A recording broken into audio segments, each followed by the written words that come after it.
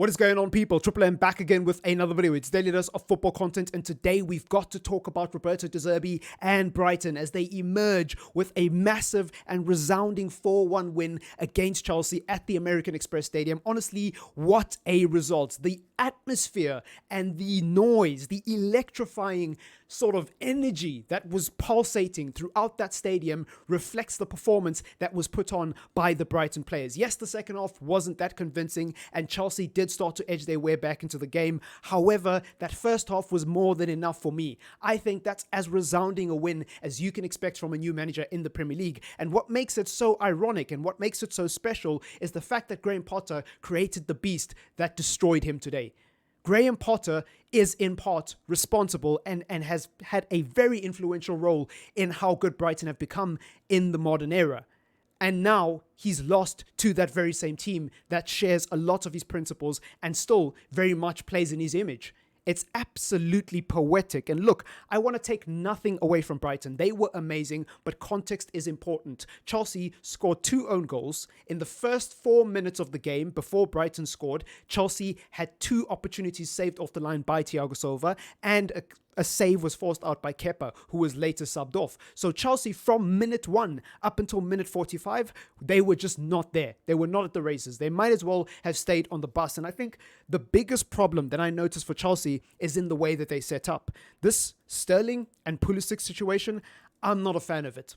I'm not a fan of it because when Chelsea are in possession, it looks nice when it comes off. When Chelsea are in possession and they're able to recycle possession between the back three and they're able to push up onto the halfway line against teams who are playing a low block and they have the attacking initiative, it looks nice, right? Because you've got Marc Cucurella over here, you've got Thiago Silva in the middle, you've got Chalobah over here, you've got Kovacic who's free to roam wherever he wants and makes himself available to the back three. Same with Ruben Loftus-Cheek. You've got Gallagher who's essentially a funnel for all the creativity that Chelsea have got, and Sterling who can basically roam out wide, Pulisic who can basically roll out wide, and then you've got Mount and Havertz, which again, very interesting front two, but on paper, you can see the idea. You can see what he's trying to achieve. A fluid front two that causes a lot of confusion where sometimes Mount is the one running in behind. Sometimes Havertz is the one running behind. Sometimes Mount is the one dropping short to receive the ball and bring other people into play. Sometimes Havertz is the one who's dropping short. Sometimes they're both dropping short and Sterling is the one making runs in behind. Pulisic is the one making runs in behind, right? It's very fluid. It's very typical of Graham Potter. The problem is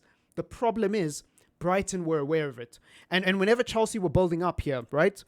Sterling and Pulisic were instructed to stay up, which is the first problem.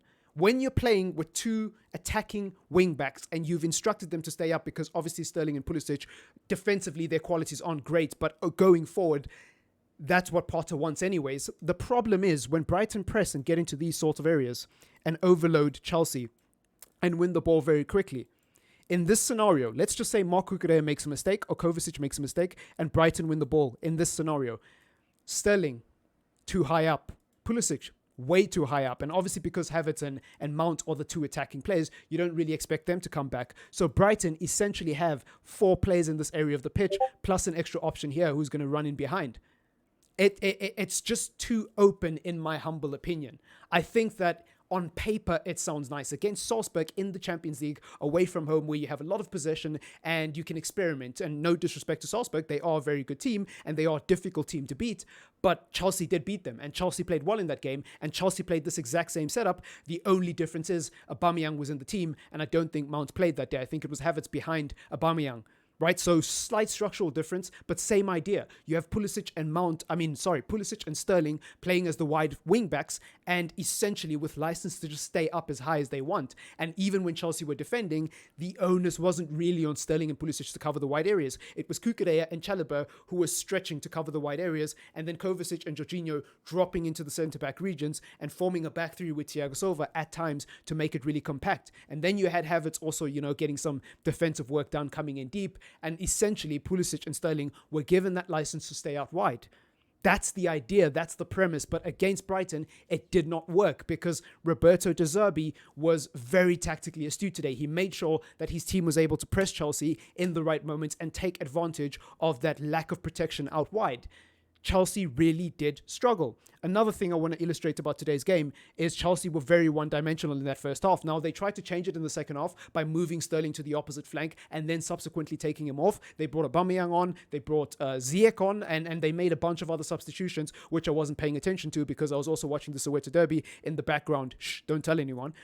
Sterling had a lot of action on that left-hand side. I believe if you look on SofaScore and you look at the sort of distribution of where Chelsea attacked, most of their attacks came down the left-hand side, similar to the game against Salzburg. Sterling, again, even though he was involved, even though he had a lot of touches, even though the ball was on his side a lot, I don't think he did enough to impact the game.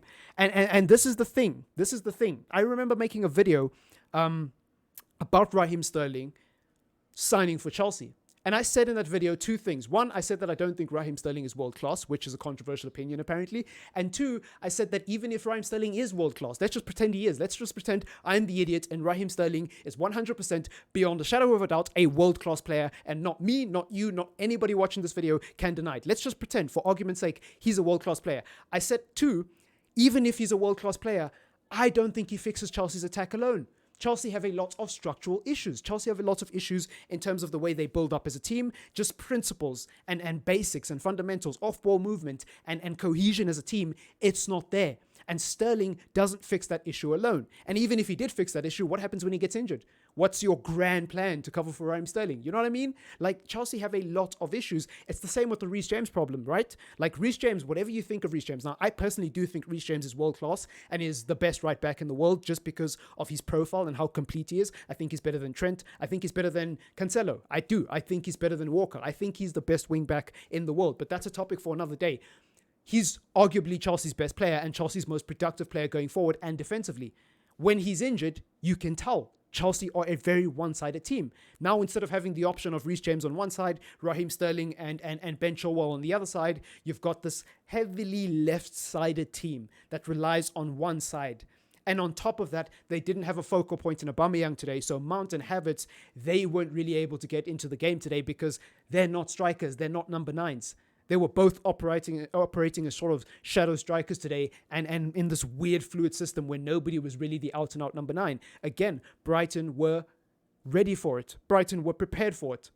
Now, Brighton had a magnificent goal from open play. I think it was the first goal they scored. I think it was Trossard with some magnificent footwork. He dribbled past Kepa and slotted it in an open net. That was ice cold. And then the last goal, I forget who scored it for Brighton because for some reason I can't remember even though I just watched the game. But it was a counter-attack and essentially Mendy, who had been subbed off, was left for dead because there was two Brighton players. I believe the first Brighton player took a shot, it took a deflection and then landed up in the path of the second player. And at that point, Mendy can't really do anything. When you have a 2-on-1 as a goalkeeper and your defenders are scrambling to get back into position, you can't really expect the goalkeeper to do much. So it is what it is. Obviously, Ruben Loftus-Cheek scoring an own goal off the corner. That's unfortunate. Chalobah scoring an own goal as well. That's pretty unfortunate. And I can see people saying, things like, Chelsea were just unlucky today. It wasn't their day at the office. And look, yeah, maybe to a certain extent they were unlucky to score 2 own goals. But again, own goals come from pressure sometimes. Own goals come from pressure. The only reason you score an own goal is because the ball was moving towards the goal. That means there was some sort of pressure, whether it's from a corner or from open play, it's irrelevant. The attacking team put you in a situation where you felt so much pressure that you made a mistake and it ended up in your own net. So some credit should be attributed to Roberto De Zerbi and Brighton as a whole in the way that they conducted themselves this evening. And the crowd, by the way, the crowd was magnificent. They made it absolutely difficult for those Chelsea players. Their electrifying noise and just how the energy was throughout the entire 90 minutes, especially in that second half when Brighton were really under the cosh and it looked like Chelsea might sort of mount some sort of comeback. Those are the moments where it matters. Those are the moments where you need your 12th man. Those are the moments where a loud roar in the stadium after a Chelsea miss can mess with the psychology of a player. So big up to the Brighton crowd, man. They pulled their weight. They did their job today. Oh, man, I can't believe it. I can't believe it. Listen, I've got nothing against Chelsea personally. Obviously, as a United fan, I don't want to see Chelsea win, but I don't hate Chelsea, right? So I'm not saying all of this because I'm salty or I'm making fun of Chelsea. I'm genuinely just displaying admiration for Brighton and what they have achieved today, especially when you apply the context. Remember, Graham Potter built this beast. He is the architect of his own downfall. He is the devil of his own demise.